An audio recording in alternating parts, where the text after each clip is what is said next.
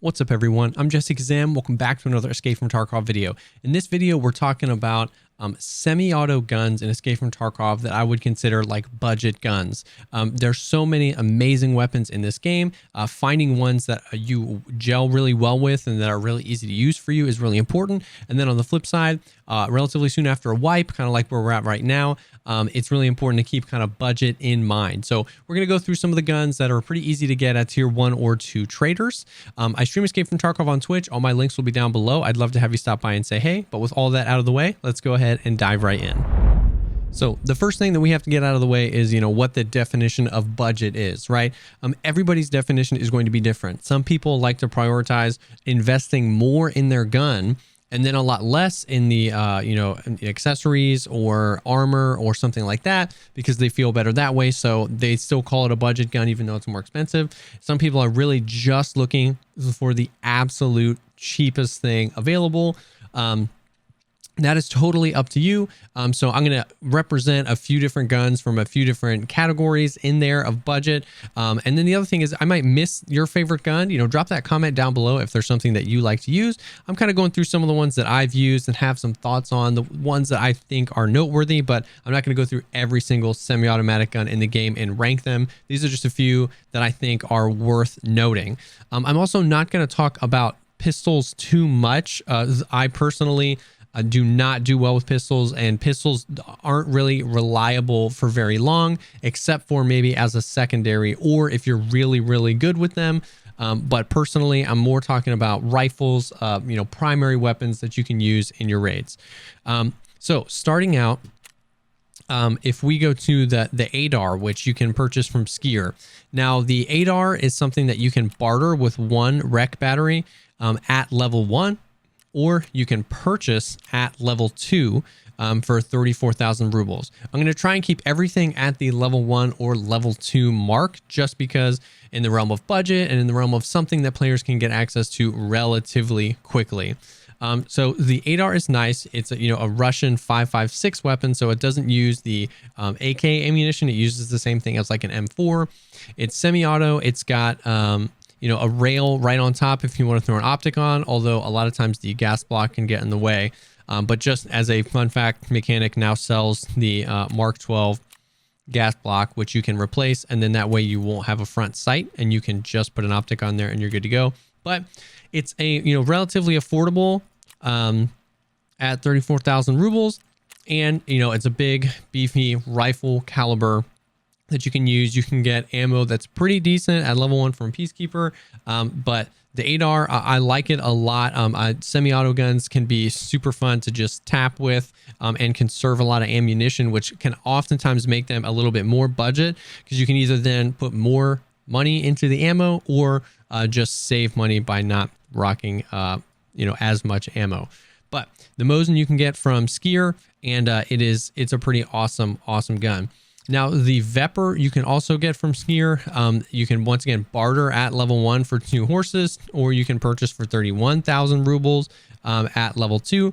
The Vepr is nice. It's the 7.62 by 39 caliber AK basically. So these are nice. PS ammo, which is sold at level 1 proper, is one of the best, if not the best, like really, really early game budget, 88 rubles per round the ammunition types in the game, and that is what this takes. One of the reasons why I like the Vepr a lot over the SKS, which we'll bring up later, is that the Vepr can be modded like an AK, which you wouldn't necessarily mod a semi-auto weapon for recoil, but because of how much you can modify these later on with the pistol grips, the butt stocks, the different ways to mount optics, foregrips, compensators, different magazines, all that stuff, you can kind of create the gun the way you like it. You can have multiple optics on it. You can have you can build for really high ergo, which makes aiming really snappy, and your stamina lasts a lot longer.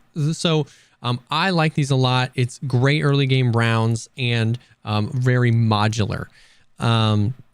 The Mosin is going to be the next one, right? So this is kind of the meme, you know, the Mosin in Escape from Tarkov. Now, I know that technically the Mosin and any bolt action weapon is not considered semi-auto, but when we're talking about weapons that aren't full auto that are budget, the Mosin is just the most devastating budget weapon in Tarkov, so I included it on this list. The Mosin is an absolutely devastating weapon. It is a 7.62 x 54R round. These rounds hit really, really hard. This is a sniper, basically, that you can get for 45,000 rubles at level 1 per pour. Now, this is not the version of the Mosin that you can put the 3.5 times optic on. It does not have the dovetail mount right here. You would see something like you do for this one, that these attach right here. So you're rocking iron sights with this, especially in the early game. But if you can work with the iron sights, this is an absolutely devastating weapon. You can barter for a bunch of the batteries for the Mosin. So this is the one you can buy is the infantry, which you can't put an optic on. The Mosin bolt action sniper rifle has the dovetail. It's the only difference. It's not, you know, it's not functionally any different. And this comes with the PU scope on it. It's a 3.5 times optic. This is now puts you well in the sniper territory, and it's really an awesome weapon. You can barter for that. You can also buy at level 2 the sniper rifle. So this one right here, it's got the dovetail adapter here, so you can mount the PU scope or even some other optics on it as well at level 2. It's only available for barter at level 1, but you can purchase that outright at level 2. The Vepr Hunter is another really devastating weapon. You can only get these at level 2 skier for purchase. So it's not the most accessible thing because skier has to be unlocked through mechanic, and then, you know, it can be a little bit harder. But at level 2, 46,000 rubles, you can purchase yourself a Vepr Hunter. This is 7.62 x 51. Another huge round, another very devastating round that a lot of the DMRs in the game use.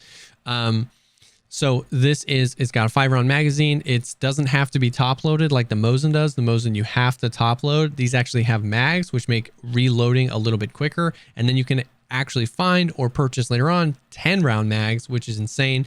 They're not very modular. You can put an optic on it. It does have the dovetail adapter there, so you can put optics on it like that.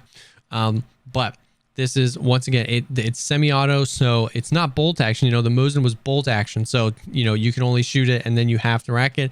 This is a more true semi-auto. You can just spam those 5 rounds and do an absolutely insane amount of damage. So the Vepr Hunter is there. It's not something I use very often, but it's definitely a heavy hitter in the budget category. I mean, it's almost 50,000 rubles. So this is where it's like hard to, you know, that's a lot of money to spend on a weapon, especially if you're trying to go for really budget guns, but you get an insane amount of power from that.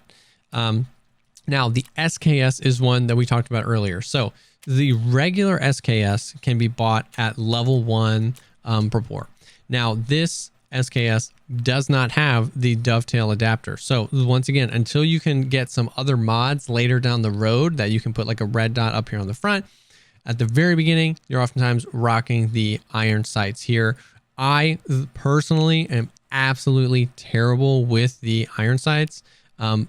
So I don't ever use this, but this is a widely used gun in the beginning because it is a really cheap 23,000 rubles. It uses that 7.62 x 39, so that PS round that we talked about that the Vepr uses. Semi-auto, 10 rounds, you can top load it, or you can buy 20 round mags for it later on that you can just reload more like a traditional magazine. Yeah, they're cool guns. They're widely used a lot. The OP SKS can be purchased at level 2 skier. Now this is, it's got, you know, kind of the different stock here, but it also has the dovetail adapter on it. So now you can put something like a PSO or an OKP7 or mounts that then allow you to put other optics on it. If I find this on a scav or something, I'll normally take this early game because I can actually put something on it and have some sort of optic. But that's just me. Now as far as shotguns go, Jaeger is really where you purchase the shotguns. At level 1, you can barter for a MP153 with 2 wrenches and 2 screwdrivers. Personally, I would only recommend the semi-auto shotguns, not the pump action shotguns. Like the 133 is a pump action, and the M870 is a pump action. In my opinion, shotguns are really hard to be super effective with, and that extra time between each shot for me has almost never worked out well. So something like a 153 that you can later on even turn to, instead of a 4-round capacity, up to a 6 or an 8-round capacity. The fact that you can just kind of spam it really quickly, that for me is something you can do. There's a tons of different ammo types. You know, the Taz is kind of like an honorable mention as far as budget. It is incredibly cheap. It's technically classified as a shotgun. It's got its own ammunition though.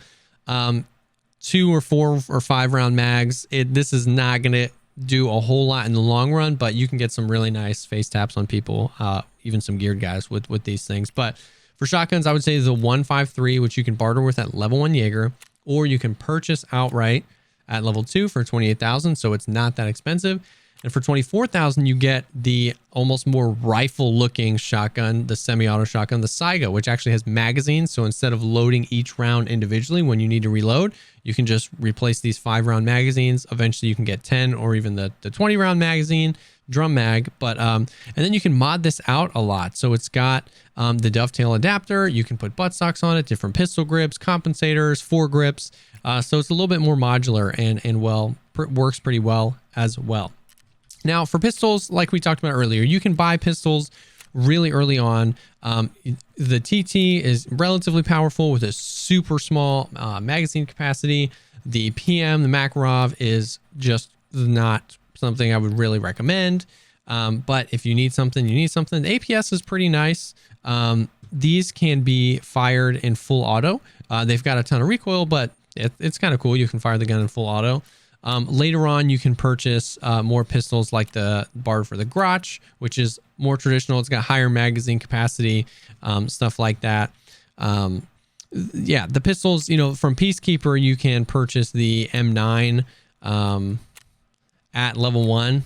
So this is a 9mm one, and then you can barter for the P226. The P226 is probably one of my favorite early game pistols. You can find these a lot. You normally get some in your stash when you start the game, or you can find them on scavs or something like that. You can barter for them or buy the Beretta with USD. But pistols aren't something that I utilize a whole lot to run raids outside of just ones that I find. So that is about it for the semi-auto guns that I would recommend. I hope that this helped. You know, it was just kind of something to go through some of the most popular ones, talk a little bit about what makes them unique or different, or around the value of them. I'm a huge proponent of just figuring out what guns work best for you. Which ones do you find you survive more raids? Which ones do you find you're hitting more consistent headshots or dropping more players or scavs? Almost all of these weapons can be found on scavs in some way, shape, or form. So that is another thing to know as far as the value goes. Just be looting as many scavs as possible and testing all these weapons out, and then finding which one do you like, and then you can go for it.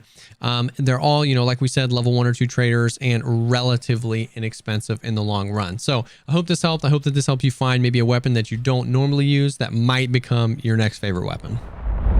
Thank you so much, as always, for taking the time to check out this video. If you like it, maybe drop a like or a comment down below if I missed anything, or if there's any guns you want to add to the list there. And think about subscribing for more content like this in the future. I'm always trying to create Tarkov content that helps shorten the learning curve of the game and get you in your raids having fun as soon as possible.